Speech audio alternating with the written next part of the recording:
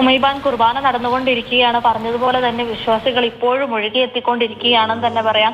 പള്ളിക്ക് ഉൾവശം നിറഞ്ഞ് പുറത്തൊക്കെയും ആളുകൾ കസേരയിട്ടിരിക്കുകയാണ്. അത്രത്തോളം ആളുകളാണ് ഇവിടേക്ക് എത്തിച്ചേരുന്നത്.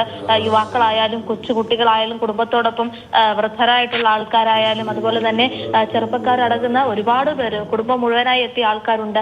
ഈ പള്ളി അങ്കണം മുഴുവൻ വിശ്വാസികളെ കൊണ്ട് നിറഞ്ഞിരിക്കുകയാണെന്ന് തന്നെ പറയാം. മാത്രമല്ല പുറത്തുകൂടി ഇപ്പോഴും ആളുകൾ പള്ളിക്കുള്ളിലേക്ക് എത്തുന്നുണ്ട്. ഇവിടെ കാഴ്ചകൾ കണ്ടു നിൽക്കുന്നുണ്ട്. അതുപോലെ തന്നെ നമ്മൾ മുമ്പേ ദൃശ്യങ്ങളിലൊക്കെ കാണിച്ചതുപോലെ തന്നെ ഫോട്ടോസ് ഒക്കെ എടുക്കാനായിട്ട് ഒരുപാട് അലങ്കാരങ്ങൾ ഇവിടെ ഒരുക്കിയിട്ടുണ്ട്. അവിടെയെല്ലാം നിന്ന് ഫോട്ടോസ് എടുക്കുകയാണ്, ഈ കാഴ്ചകൾ ആസ്വദിക്കുകയാണ്.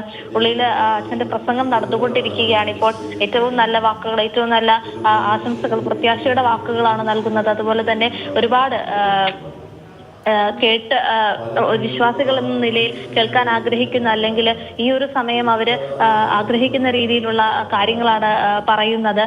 കുർബാന കൈക്കൊള്ളുകയാണ് എല്ലാവരും. അച്ഛന്റെ പ്രസംഗം നടന്നുകൊണ്ടിരിക്കുകയാണ്. വിശ്വാസികളെല്ലാം അതിന് കാതോർത്തിരിക്കുകയാണ്. പുറത്തു നിൽക്കുന്നവരായാൽ കൂടെ ഏറ്റവും നല്ല രീതിയിൽ എങ്ങനെ ഈ കുർബാന കൈക്കൊള്ളാം എന്നാണ് അവരും ശ്രമിക്കുന്നത്. മാത്രമല്ല റോഡിലേക്കൊക്കെ ഇറങ്ങി നോക്കിയാൽ ഇപ്പോഴും ഈ ഒരു രാത്രിയിലും ഈ റോഡ് സജീവമാണെന്ന് തന്നെ പറയാം.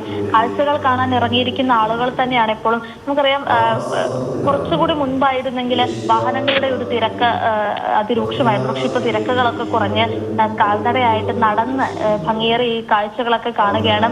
ഏറ്റവും നമുക്കിപ്പോൾ സത്യം പറഞ്ഞാൽ ആകാശത്ത് നോക്കിയാൽ കാണുന്നതിലും അധികം നക്ഷത്രങ്ങൾ ഇപ്പോൾ ഭൂമിയിലുണ്ടെന്ന് പറയാൻ സാധിക്കും. കാരണം ഇപ്പോൾ ഇവിടെ നമ്മൾ ഈ നിൽക്കുന്ന പാളയം പള്ളി, അതുപോലെ തന്നെ തൊട്ടപ്പുറത്തുള്ള LMS പള്ളി, അവിടെ നിന്ന് അങ്ങോട്ട് പോയാൽ കനകക്കുന്ന്, മാനവീയം അടക്കം അവിടെ എല്ലാം നോക്കിക്കഴിഞ്ഞാൽ നിറയെ നക്ഷത്രങ്ങളാണ്, വെളിച്ചമാണ് എല്ലായിടത്തും. ഇരുട്ടിനെ വകഞ്ഞു മാറ്റി പ്രതീക്ഷയുടെ അല്ലെങ്കിൽ ഒരു പ്രത്യാശയുടെ, സാഹോദര്യത്തിന്റെ, സന്തോഷത്തിന്റെ, സമാധാനത്തിന്റെ വെളിച്ചം ഈ നക്ഷത്രങ്ങൾ വീശുകയാണ്, അല്ലെങ്കിൽ എല്ലാവരിലേക്കും പകർന്നു നൽകുകയാണെന്ന് തന്നെ പറയാം. ആ ഇരുട്ടിനെ അപ്പാടെ മാറ്റിക്കളയുകയാണ് ഈ തിരുപ്പിറവി നാളില്.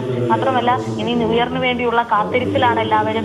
ഏറ്റവും വലിയ ആഘോഷങ്ങൾ ഇനിയും വരാനിരിക്കുന്നതേ ഉള്ളൂ. ഇപ്പൊ നാളെ ഒരു ദിവസം, നാളെ മുഴുവൻ, ഇന്ന് രാത്രി മുതൽ നാളെ രാത്രി കഴിയുന്നത് വരെ ക്രിസ്മസിന്റെ ആഘോഷങ്ങൾ ഇങ്ങനെ തുടർന്നുകൊണ്ടേയിരിക്കും. തിരുവനന്തപുരത്ത് മാത്രമല്ല, നമുക്കറിയാം കേരളമൊട്ടാകെ അല്ലെങ്കിൽ ലോകമൊട്ടാകെ അങ്ങനെ തന്നെയാവും. അപ്പൊ ആ ദിനം കടന്നു കഴിഞ്ഞാല് വീണ്ടും ആഘോഷങ്ങളൊന്നും അവസാനിക്കുന്നില്ല. വീണ്ടും ഇങ്ങനെ ആഘോഷങ്ങൾ തുടർന്നു പൊക്കോണ്ടേ ഇരിക്കുകയായിരിക്കും ന്യൂ ഇയറിന്റെ അന്നേ ദിവസം വരെ. തിരുവനന്തപുരത്തിന്റെ കാര്യം പ്രത്യേകിച്ച് പറയുകയാണെങ്കിൽ അന്നും അവസാനിക്കാൻ വഴിയില്ല. വീണ്ടും ഒരാഴ്ച കൂടി ആ ഒരു ആഘോഷം ഇങ്ങനെ തുടർന്നുകൊണ്ടേയിരിക്കും. ഇപ്പോഴിതാ വിശ്വാസികളെ നമുക്ക് കാണാൻ സാധിക്കുന്നത് പോലെ തന്നെ വീണ്ടും വീണ്ടും വന്നുകൊണ്ടിരിക്കുകയാണ്. ഈ കുർബാന കൈക്കൊള്ളുന്നതിന് വേണ്ടി ഏകദേശം 12 മണി കഴിയും ഈ കുർബാനയും അതിനുശേഷമുള്ള മറ്റു ചടങ്ങുകളും. ഈ ഇപ്പോൾ നടക്കുന്ന ചടങ്ങുകൾക്ക് ശേഷം വീണ്ടും ചടങ്ങുകളുണ്ട്. അതെല്ലാം തീരാൻ ഒരു 12 മണിക്ക് ശേഷം ഒരു 12:30 അല്ലെങ്കിൽ ഒരു 12:45 കൂടി ആയിരിക്കും ഈ ചടങ്ങുകളൊക്കെ കഴിയുക. അതിനുശേഷമേ ഇവരെല്ലാവരും പിരിഞ്ഞു പോകുള്ളൂ. അത്രയും ആളുകൾ ഈ ഒരു ദിവസം, അത്രയും വിശ്വാസികളാണ് ഈ ഒരു ദിവസം ഈ പള്ളിയങ്കണത്തിൽ എത്തിച്ചേർന്നിരിക്കുന്നത്. അതെ, ഇന്ദു നേരത്തെ പറഞ്ഞ പോലെ തന്നെ ഇരുട്ടിനെ വകഞ്ഞു മാറ്റി പ്രകാശം തെളിയുന്ന ഒരു ദിനം.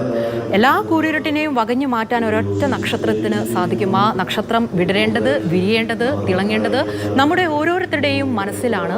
അതാണ് ഈ ക്രിസ്മസ് ദിനം നൽകുന്ന ഒരു സന്ദേശം എന്ന് പറയുന്നത്. ഇതിപ്പോൾ ഓരോ ദേവാലയങ്ങളിൽ നിന്നുള്ള പാതിരാ കുർബാനയുടെ തത്സമയ ദൃശ്യങ്ങളാണ് പ്രേക്ഷകർ കണ്ടുകൊണ്ടിരിക്കുന്നത്. ഇനി വത്തിക്കാനിലേക്ക് പോയാൽ അവിടെ ലൂയി 14 മാർപ്പാപ്പ, അദ്ദേഹം മാർപ്പാപ്പയായ ശേഷം ഉള്ള ആദ്യത്തെ ക്രിസ്മസ് ആണ്. അതുകൊണ്ട് തന്നെ അദ്ദേഹത്തിൻ്റെ ആദ്യത്തെ ക്രിസ്മസ് ദിന സന്ദേശത്തിന് വേണ്ടി എല്ലാ വിശ്വാസികളും ഒരുമയോടെ കാത്തിരിക്കുകയാണ്. ഇന്ത്യൻ സമയം 3 മണിയോടെ, പുലർച്ചെ 3 മണിയോട് കൂടിയാണ് വത്തിക്കാനിലെ സെന്റ് പീറ്റേഴ്സ് ബസിലിക്കയിൽ ലൂയി 14 മാർപ്പാപ്പയുടെ ക്രിസ്മസ് ദിന സന്ദേശം എത്തുക.